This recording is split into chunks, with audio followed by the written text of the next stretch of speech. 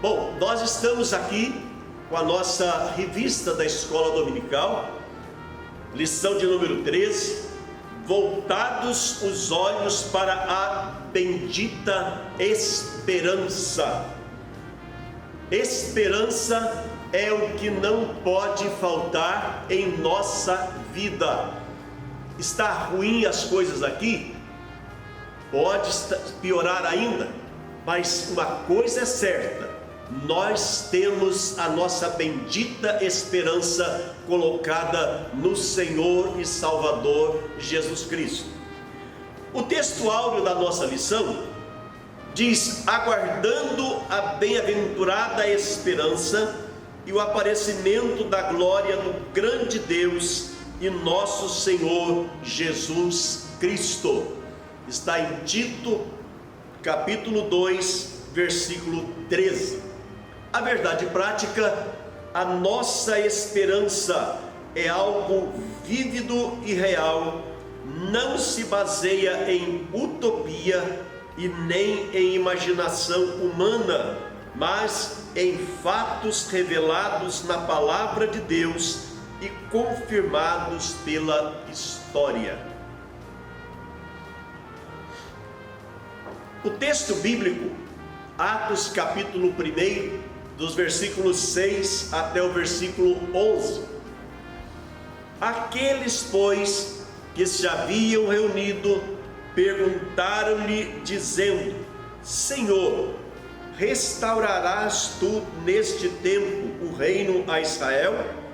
E disse-lhes: não vos pertence saber os tempos ou as estações que o Pai estabeleceu pelo seu próprio poder, mas recebereis a virtude do Espírito Santo, que há de vir sobre vós, e ser-me-eis testemunhas, tanto em Jerusalém, como em toda a Judeia e Samaria, e até aos confins da terra. E quando dizia isto, vendo-o eles, foi elevado às alturas, e uma nuvem o recebeu, ocultando-o a seus olhos. E estando com os olhos fitos no céu, enquanto ele subia, eis que junto deles se puseram dois varões vestidos de branco, os quais lhes disseram: varões galileus, por que estáis olhando para o céu? Esse Jesus, que dentre vós foi recebido em cima no céu, há de vir, assim como para o céu o vistes ir.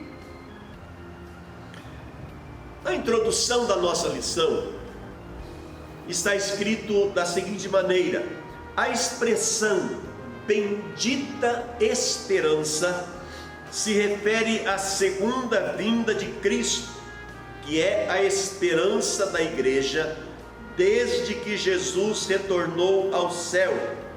Essa expectativa vem aumentando à medida que o tempo vai passando. A presente lição pretende esclarecer quão breve será esse evento, para que cada um mantenha a vigilância e a fidelidade. No item 1 da nossa lição, primeira parte: breve o Senhor virá.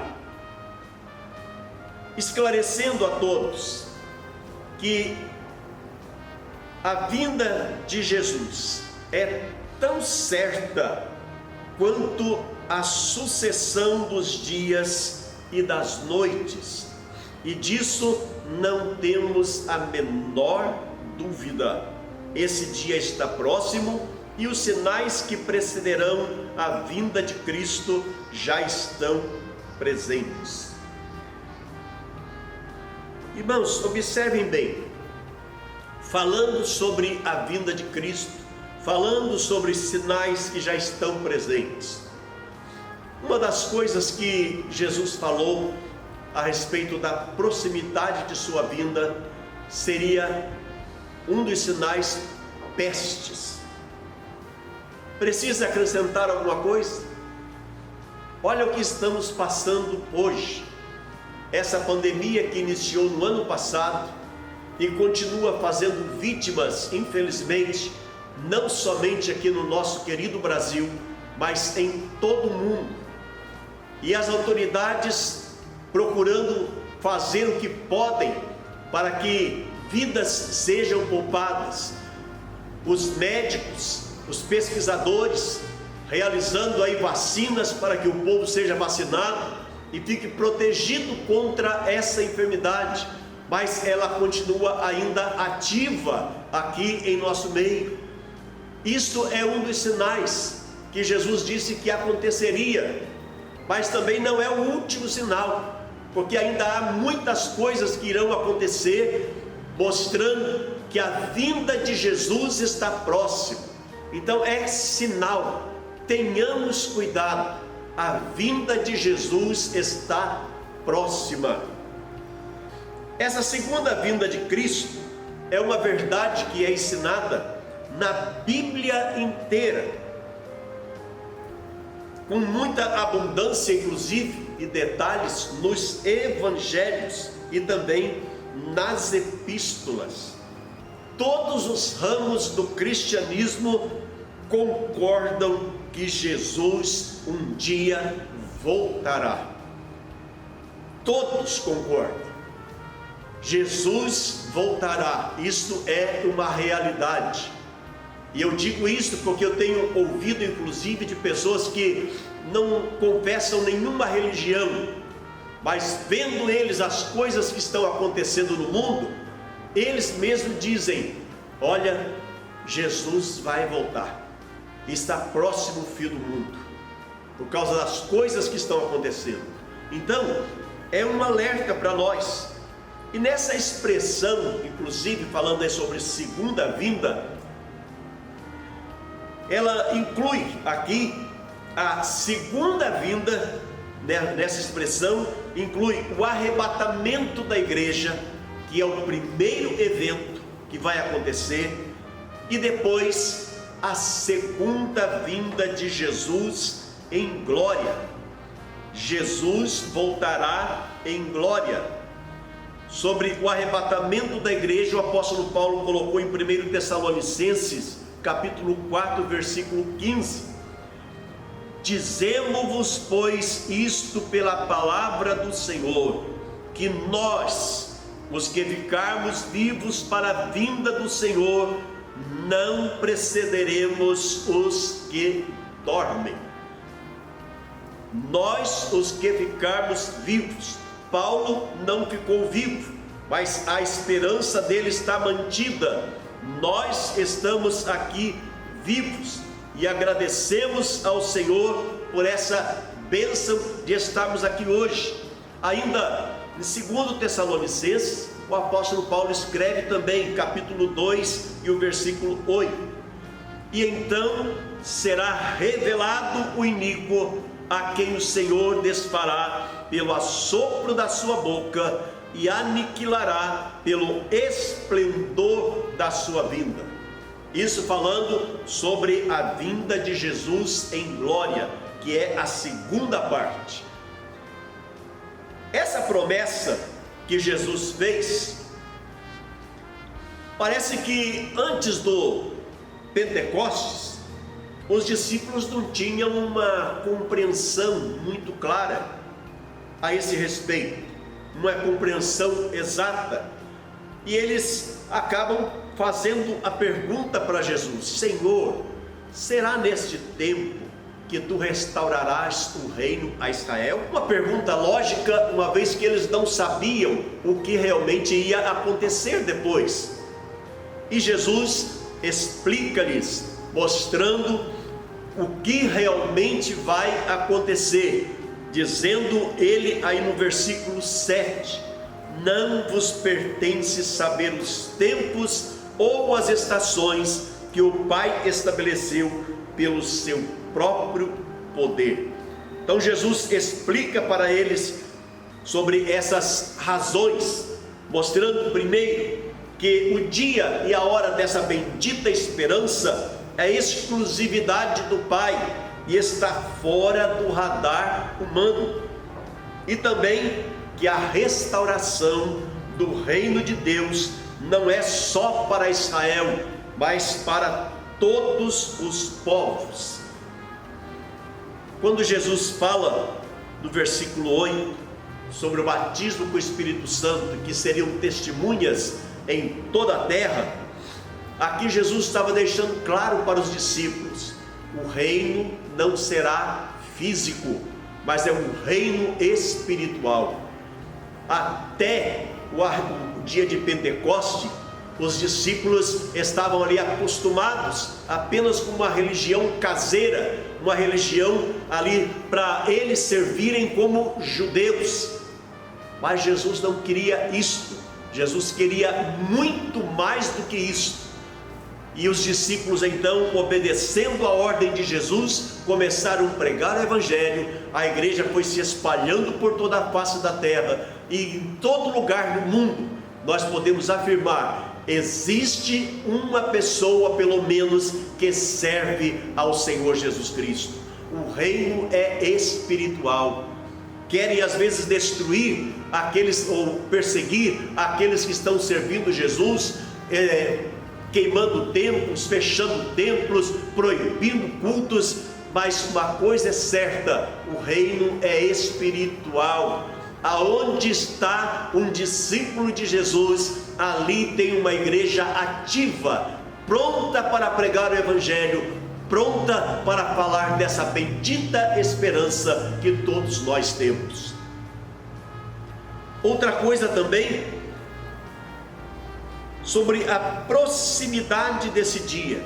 Já que ninguém sabe o dia e nem a hora, Jesus deixou então os sinais que aconteceriam.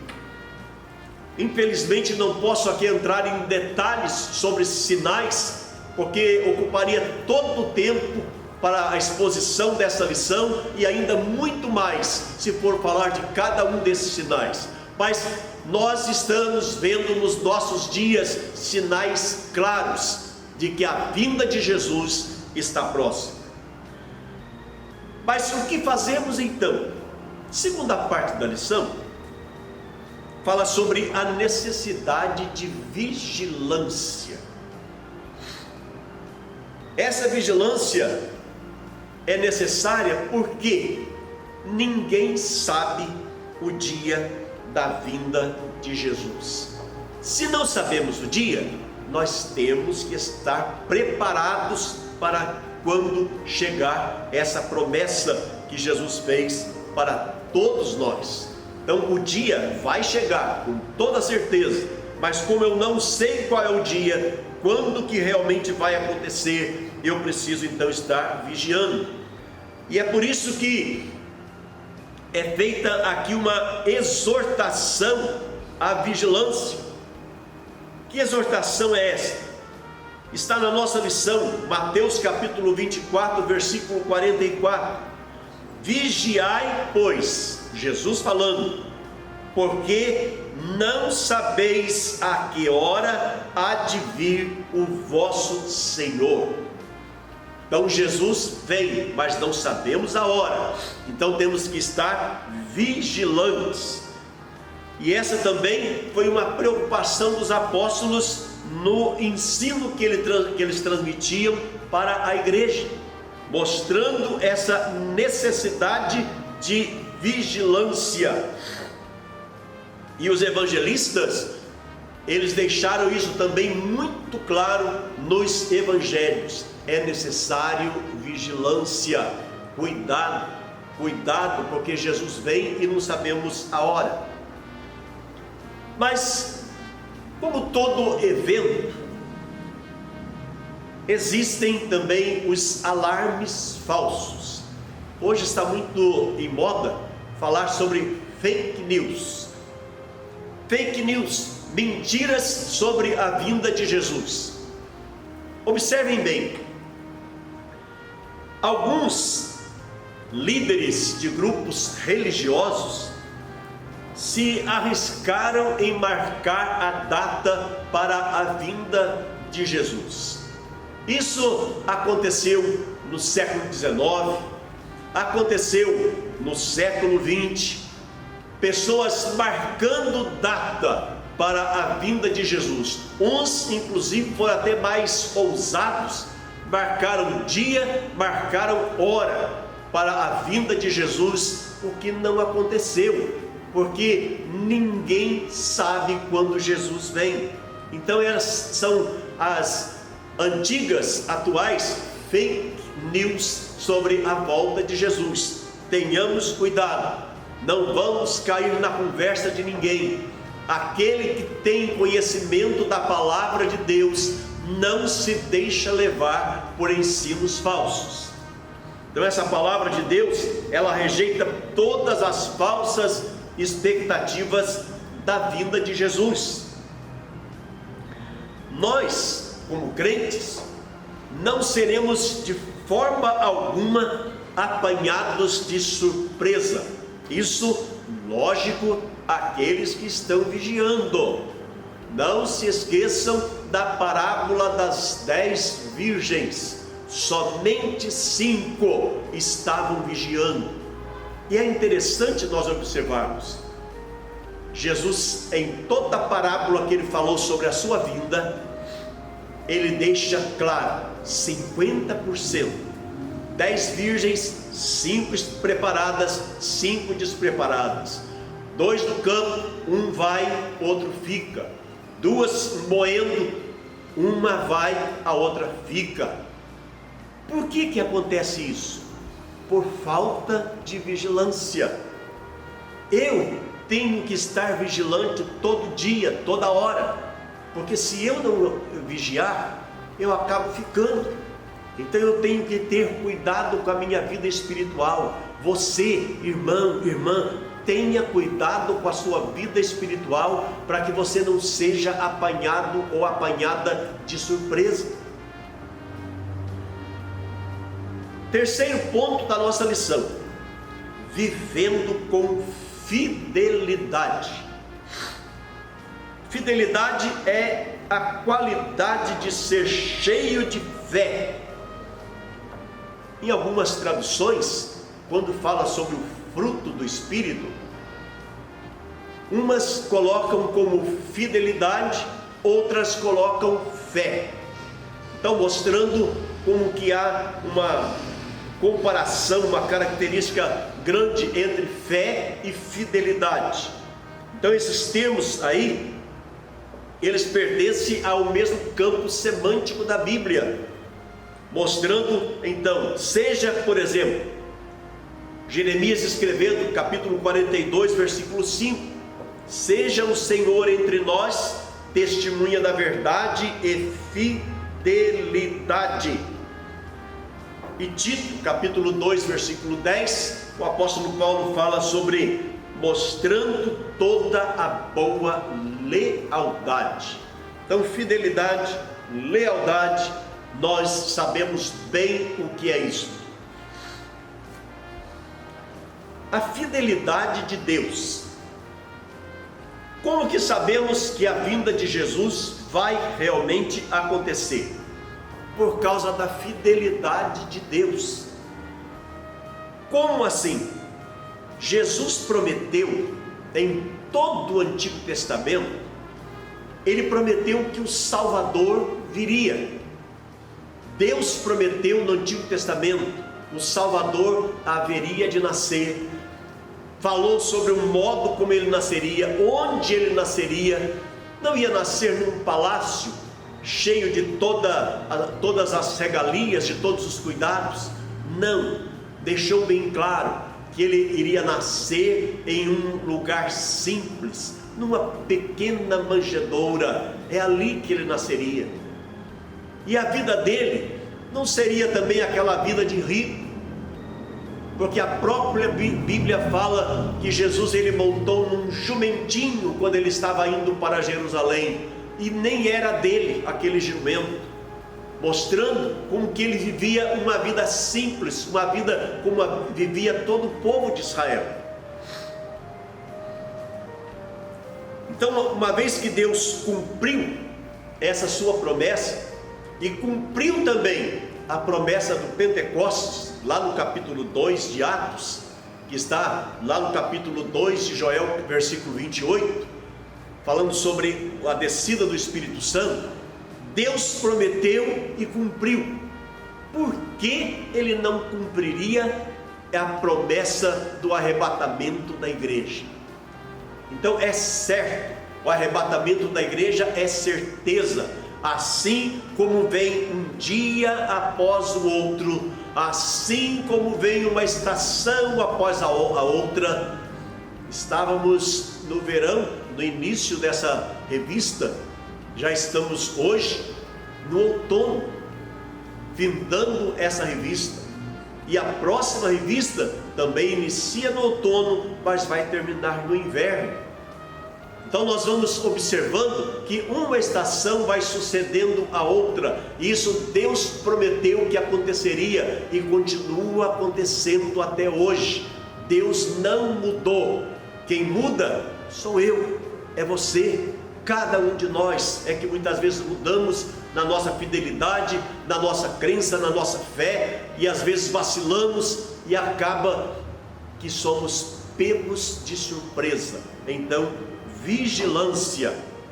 Essa fidelidade também, como virtude cristã, é uma das coisas que o apóstolo Paulo colocou ali no fruto do Espírito, e é ensinada essa verdade em toda a Bíblia de maneira direta, nos relatos históricos e proféticos, nas parábolas e ilustrações.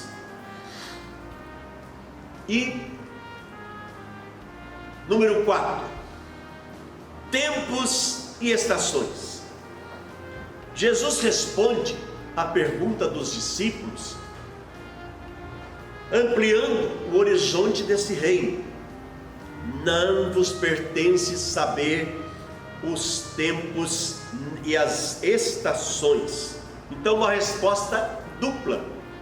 Tempos está na nossa lição, no grego, nessa passagem, é cronos, e significa um longo período. Então vemos aqui como esse longo período, mostrando que haveria então um espaço de tempo para a pregação do Evangelho, entre a descida do Espírito Santo que aconteceu no dia do Pentecostes e também a vinda de Cristo que ainda vai acontecer. Haveria tempo, já são quase 2000 anos, e a igreja continua ativa, pregando o Evangelho e anunciando: Jesus virá, cuide da sua vida, porque Jesus virá. É interessante observarmos que não é para eu cuidar da vida de ninguém, eu tenho que cuidar da minha vida. Cada um tem que dar conta da sua vida diante do Senhor.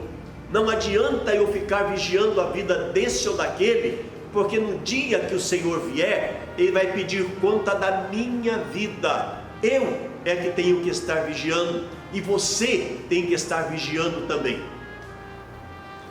E estações nesse verso aqui é kairos, que significa ocasião, e se refere aos eventos críticos que devem acompanhar o estabelecimento do reino.